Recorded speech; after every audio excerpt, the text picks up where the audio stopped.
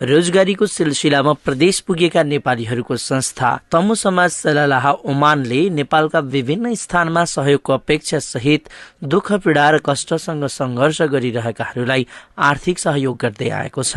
ओमानमा विभिन्न कारणले अल्पत्र परेका नेपालीहरूदेखि नेपालमै विभिन्न रोग लागेर समेत उपचार गर्न नसकेका बिरामीहरूलाई यो संस्थाले आर्थिक सहयोग गर्दै आएको छ। विगतमा धेरै सहयोग उपलब्ध गराएको तमु समाज सलालाह ओमानले पछिल्लो समय गुल्मी जिल्लाको मुसिकोट नगरपालिका 6 का भोपाल गुरुङलाई करिब 55,000 रुपैयाँ सहयोग गरेको छ। 26 वर्षको उमेरमा नै ब्लड क्यान्सर भएपछि गम्भीर स्वास्थ्य समस्यासँग जुधिरहेका गुरुङलाई समाजकी अध्यक्ष लालमती तमुस्योले उहाँको निवासमै पुगेर सहयोग गर्नु भएको थियो। गत अगस्त महिनाको 28औं नियमित बैठकले निर्णय गरे अनुसार संकलन गरिएको सहयोग रकम अध्यक्ष तमुस्योले पीडित गुरुङलाई घरमै पुगेर हस्तान्तरण गरेको समाजका सचिव योगेश तमुले जानकारी दिनुभयो।